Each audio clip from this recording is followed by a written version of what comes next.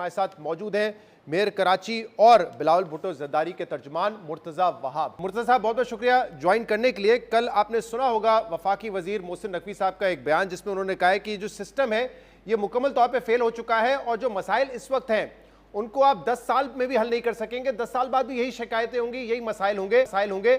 इसलिए ज़रूरत इस बात की है कि सिस्टम को रीसेट किया जाए और जो तजवीज़ उन्होंने सामने रखी वो ये है कि मुल्क में मजीद इंतजामी यूनिट्स बनाने की ज़रूरत है। आप उनको सूबों का नाम दें, इंतजामी यूनिट्स का नाम दें, लेकिन तमाम सियासी जमातों को मिल बैठ कर उस पर गौर करने की ज़रूरत है।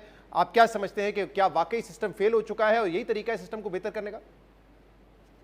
बिस्मिल्लाहिर्रहमानिर्रहीम।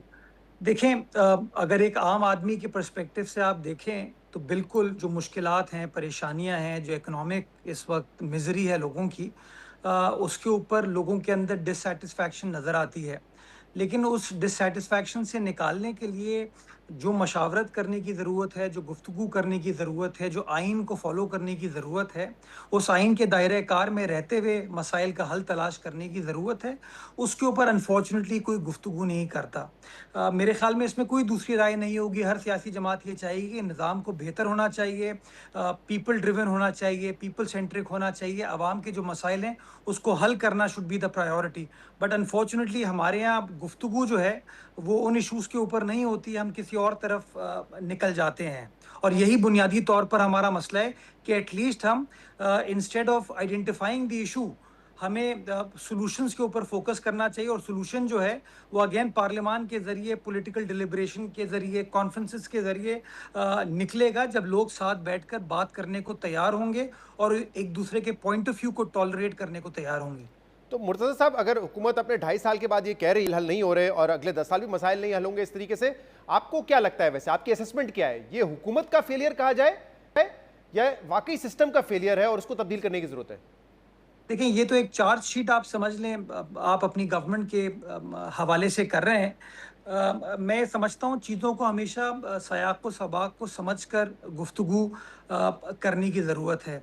वज़ीर दाखिला का ये स्टेटमेंट कहना कि ये निज़ाम डिलीवर नहीं कर रहा, इसमें तो आप ये एग्री कर सकते हैं कि एक ऐसा निज़ाम है जहाँ पे एक आम आदमी को जो मसाइल दरपेश हैं, जो मुश्किलात हैं, वो शायद हल नहीं हो पा रही।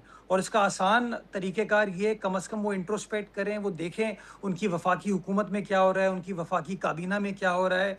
उन्होंने बताया कि लैपटॉप बांटने से मसाइल हल नहीं होंगे। ये बात सही है कि आप लैपटॉप तो बांट दें, लेकिन जब तक अपने नौजवान को आप मोटिवेट नहीं करेंगे, एक मेरिट ड्रिवन सिस्टम को नहीं लेकर आएंगे, तब तक ये मुश्किलात होंगी।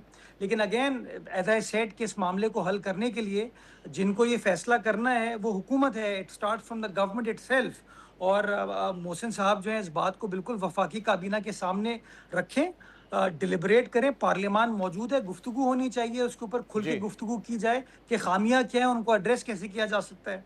जी, उन्होंने कहा कि बिल्कुल इस पे तमाम सियासी जमातों को बात करनी चाहिए और उनके इस बयान के बाद ख्वाजा आसिफ साहब सीनियर वजीर भी हैं और हुकूमती रहनुमा भी हैं, उन्होंने भी कहा कि बिल्कुल इंडोर्स किया कि इस बात की ज़रूरत है कि मजीद इंतजामी यूनिट्स बनने चाहिए। आज DGI SPR से जब ये सवाल हुआ तो उन्होंने कहा कि मोहसिन नकवी साहब की बात पर मैं कोई राय नहीं दूंगा, उनकी अपनी ज़ाती राय हो सकती है, लेकिन उन्होंने ये ज़रूर कहा कि 1972 से लेकर पाकिस्तान की जो आबादी है वो 4 गुना बढ़ चुकी है, लेकिन सूबे 4 ही हैं, तो हमें इस पर सोचना ज़रूर पड़ेगा कि हमें अपनी गवर्नेंस बेहतर कैसे करनी। यानी कि वो भी शायद इसी तरफ इशारा कर रहे हैं कि ये एक हल हो सकता है गवर्नेंस बेहतर करने के लिए।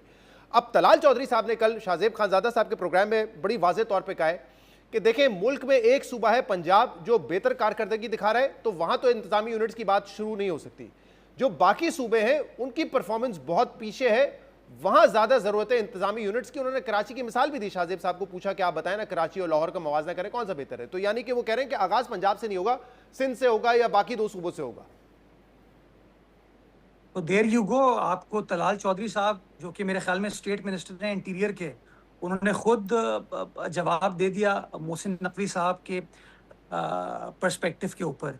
यही प्रॉब्लम है कि हम आपस में पहले गुफ्तगू नहीं करते, उसके बाद अपने पॉइंट ऑफ व्यू को एजिटेट करने की कोशिश करते हैं। देखें, ये जो गुफ्तगू है, वो कह सकते हैं कि जी पंजाब सबसे बेहतरीन सूबा है, उनका पॉइंट ऑफ व्यू है। आप PTI से पूछेंगे वो खैबर पख्तूनख्वा की बात करेगी, आप पीपल्स पार्टी से पूछेंगे वो अपने सूबा सिंध के बारे में बात करेंगे। मैं ये इस गुफ्तगू में जाए बगैर मेरा ये मानना है सिंध तो वाहिद सूबा है जहाँ पे कम से कम इंतजामी यूनिट्स का जो कॉन्सेप्ट है वो क्या है कि डेवोल्यूशन होनी चाहिए, डेलीगेशन ऑफ अथॉरिटी होनी चाहिए और थर्ड टियर ऑफ गवर्नमेंट होनी चाहिए। तो कम से कम सूबा सिंध के अंदर वो लोकल गवर्नमेंट तो मौजूद है। आप उस पर इख्तलाफ कर सकते हैं कितनी इख्तियारात होने चाहिए, कितने और होने चाहिए, लेकिन कम से कम बिलावल भुट्टो जरदारी साहब ने जो पावर है उसको डिवॉल्व तो किया। पंजाब में तो आपको ये चीज़ भी नज़र नहीं आती, इस्लामाबाद में तो आपको ये चीज़ भी नज़र नहीं आती। तो practise what you preach. Punjab actually वाहिद सूबा है पाकिस्तान का जिसके अंदर 2012 में करारदाद पंजाब असेंबली पास कर चुकी है कि साउथ पंजाब भी बनना चाहिए और बहावलपुर भी बनना चाहिए। किसी और सूबे ने इस तरह की करारदाद पास नहीं की। तो बेस्ड ऑन दैट, और उस वक्त शहबाज शरीफ साहब वजीर आला पंजाब थे, तो मेरे जी। ख्याल में पहल पंजाब से कर ली जाए। तो मैं ये समझता हूं कि हम बट अनफॉर्चुनेटली मुर्तजा हमेशा साहब ये बताएं कि आप जो बार बार पॉलिटिकली बात चीजों कर रहे को हैं कि हमें इस पे बातचीत करनी चाहिए, तो वाकई पीपल्स पार्टी बातचीत के लिए तैयार है, या क्योंकि सिंध को ऑब्वियसली एक जो उसके सकाफत रही है उस वजह से आप उसको एक जज्बाती इशू भी समझते हैं, या आप समझते हैं कि हाँ अगर इंतजामी यूनिट्स में बात हो रही है, बेशक आप नाम इसको दे दें central Sindh, northern Sindh, south Sindh, इस तरह करके भी 3 यूनिट बना दें, तो आप बात करने के लिए तैयार हैं, या देखिए इतना पीपल्स जज्बाती पार्टी इशू है कि हमेशा ये उसमें कहती कोई है कि जो इट्स नॉन आइन में नेगोशिएबल? तरीकेकार है उसको फॉलो किया जाए, उस आइनी तरीकेकार को फॉलो कर लें।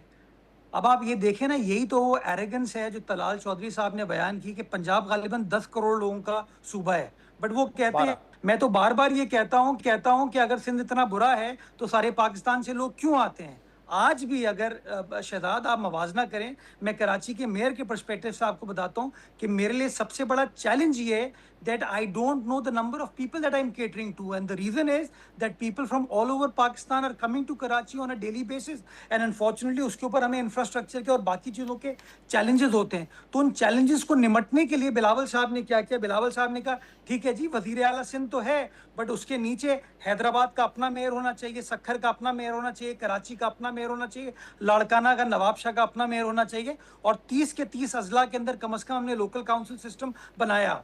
पंजाब जो कि 10 करोड़ लोगों का सूबा है, उसके अंदर आज भी आप देखेंगे, चाहे सुथरा पंजाब हो, चाहे सड़क हो, चाहे मोमबत्ती हो, चाहे लाइट हो, उसके बारे में गुफ्तगू कौन करता है, वो मोहतरम वजीर आला पंजाब करती हैं। तो मैं समझता हूँ जो कॉल ऑफ फेल में तजाद है वो आपको नजर आता है नून लीग के पर्सपेक्टिव से। हुकूमत का एक कॉन्फिडेंस है जिसका इजहार अभी बैरिस्टर मलिक साहब ने हमारे साथ किया। उन्होंने कहा देखें ये हमारी लेजिटिमेसी पे सवाल भी उठाते रहे, लेकिन जब 26वीं 27वीं तरमीम आई तो ये हमारे साथ थे, यानी कि इस मामले पर भी। और अभी आपने देखा बजट से पहले ये मामला था कि प्रोविंस ने अपना शेयर गिव अप करके वफाक को देना था, उस पर भी पीपल्स पार्टी साथ थी। तो उनका एक कॉन्फिडेंस है कि इस मामले पर भी ये हमारे साथ आ जाएंगे, क्योंकि आपको पता है इस तरह के इनिशिएटिव्स ये सिर्फ मोहसिन साहब या वजीर आजम के लेवल पर नहीं होते, ये उससे भी ऊपर से आ रहे होते हैं। देखें शहजाद 26वीं तरमीम 27वीं तरमीम का जब जिक्र करते हैं ना, तो पीपल्स पार्टी नून लीग के साथ नहीं थी। पीपल्स पार्टी अपने पार्टी के मंशूर के साथ थी, और पीपल्स पार्टी का मंशूर था कि इस मुल्क में जुडिशल रिफॉर्म्स होने चाहिए। और हमने 26वीं तरमीम के टाइम पर जब वफाकी हुकूमत का कुछ और पर्सपेक्टिव था, तो हमने उस ज़माने में उनको कायल किया कि जी वफाकी आइनी अदालत बननी चाहिए जिसमें चारों सूबों की इक्वल रिप्रेजेंटेशन हो। वफाकी हुकूमत ने उस वक्त हमारी बात नहीं मानी और सेटलमेंट हुई आइनी बेंचेस के ऊपर। 27वीं तरमीम में वही बिलावल साहब की बात जो कि कॉन्स्टिट्यूशनल कोड के बारे में थी, उससे वफाकी हुकूमत ने अग्री किया। तो पीपल्स पार्टी जो है वो अपने मंशूर को फॉलो करती है, जिसके बेसिस के ऊपर उसने लोगों से वादे किए हैं और लोगों से वोट लिए हैं, और उसी बात को हम हुकूमत के सामने भी आर्टिकुलेट करते हैं। हम हुकूमत का हिस्सा नहीं है। अगर अकील मलिक साहब चूंकि खुद वफाकी वजीर हैं, वो चेक कर सकते हैं कि 26वीं तरमीम में वफाकी हुकूमत क्या करना चाह रही थी, और एक्चुअली पाकिस्तान पीपल्स पार्टी ने उनको किन किन पॉइंट्स पे किस तरीके से कायल किया। तो मैं ये समझता हूँ कि उनको शायद सही फैक्ट्स उनके पास है नहीं, इसलिए वो इस तरह की बात कर गए। गुफ्तगू में, इंगेजमेंट में, डिलिब्रेशन में कोई हर्ज नहीं है, लेकिन देखें at the end of the day इसका तरीक़ेकार आईने पाकिस्तान में दर्ज है। उस आईने पाकिस्तान में जो लिखा है उसको फॉलो करें, तभी अवाम के मसाइल अच्छा मुर्तजा साहब, आप कह रहे हैं कि हम हुकूमत का हिस्सा नहीं है, आप काबीना का हिस्सा नहीं, लेकिन ट्रेजरी बेंचेस पे तो आप बैठे हुए हैं। और इसीलिए जब मैंने उनसे कहा कि बिलावल साहब आपकी नून लीग की लेजिटिमेसी पर बाबा सवाल उठाते हैं, तो उन्होंने कहा कि देखें वो हमें वोट भी देते हैं चाहे तरमीम हो, जो कॉन्स्टिट्यूशनल पोजीशन है उस पर भी नून लीग के वोट उन्होंने लिए। मिसाल के तौर पे सदर मुमलिकत सदर नहीं बन सकते थे अगर नून लीग के वोट ना हो। तो ये सवाल, क्योंकि आप तर्जुमान है बिलावल साहब के, अब अगर आप समझते हैं कि ये हुकूमत लेजिटिमेट नहीं है, जाली है, फॉर्म 47 के हैं, तो the least you can do is कि आप ऑपोजिशन बेंचेस पे बैठे, लेकिन आप ट्रेजरी बेंचेस पे हैं क्योंकि आपको भी सपोर्ट चाहिए, आपको आईनी ओहदे चाहिए जो आपको मिले हुए हैं। तो फिर उनका गिला तो ठीक है ना कि आप हमें जाली हुकूमत कहें, नहीं 47 इसको हुकूमत कहें, लेकिन आप इसको ओहदे भी लेते हैं, इसको हमारे वोट भी लेते हैं फिर इसको आप। नहीं नहीं देखिए, अगेन उन आईनी ओहदों का ट्रेजरी बेंचेस से कोई लेना देना नहीं है। आज अगर पीपल्स नहीं पार्टी नहीं, नून लीग ऑपोजिशन के वोटों बेंचेस से पर तो है ना बैठती है, ताल्लुक। एक मिनट। हाँ। तो नून लीग की हुकूमत वजीर आजम पाकिस्तान 2022 में भी पीपल्स पार्टी के वोटों से बनी थी। 2024 के अंदर भी पीपल्स पार्टी ने सपोर्ट किया, लेकिन पीपल्स पार्टी ने इन प्रिंसिपल ये कहा कि हम वफाकी हुकूमत का हिस्सा नहीं बनेंगे, बिकॉज हमारे मंशूर में और नून लीग के मंशूर में डिफरेंस है। और वो डिफरेंस आपको नजर आ रहा है कि गिलगित बल्तिस्तान में हमारा पर्सपेक्टिव क्या है, उनका पर्सपेक्टिव क्या है। अभी आज़ाद कश्मीर में उनका पर्सपेक्टिव क्या है, हमारा पर्सपेक्टिव क्या है। तो हम तो डेमोक्रेटिक नॉर्म्स में बिलीव करते हैं, इंगेजमेंट में बिलीव करते हैं। हम कभी भी ये सोच कर आगे नहीं बढ़े कि हम नून लीग से इस बात में अपना फायदा लेंगे। आज बड़ा आसान था, बिलावल साहब वफाकी हुकूमत का हिस्सा हो सकते थे, हमारे वफाकी वुज़रा हो सकते वो थे। कहते हैं अगर हम हमारे बहुत सारे हमारे इश्यूज के सारे ऊपर हम फॉर्म 47 से आए हैं, जाली हैं, तो हमारा वोट ना लेना सदर बनने के लिए फिर। नहीं, सारे नहीं है शायद। आपको भी पता है कि सूरत हाल क्या है। जितने हैं उससे भी सदर बनना लेकिन मुश्किल हो जाता। आप उनको बोलें, अगर उनको सदर पसंद नहीं है तो प्रोसेस स्टार्ट कर लें। अगर उनके अंदर इतनी मॉरल और लीगल नंबर्स उनके पास हैं कि वो प्रोसेस स्टार्ट कर लें। जिस दिन बिलावल भुट्टो जरदारी साहब ऑपोजिशन बेंचेस पर बैठेंगे, तो मैं समझता हूँ उनके लिए वफाकी हुकूमत को चलाना फिर आसान नहीं होगा। तो अगर वो चाहते हैं उनके वजीर आजम के लिए मुश्किलात और क्रिएट हों, तो और क्रिएट कर लें बैरिस्टर अकील मलिक साहब।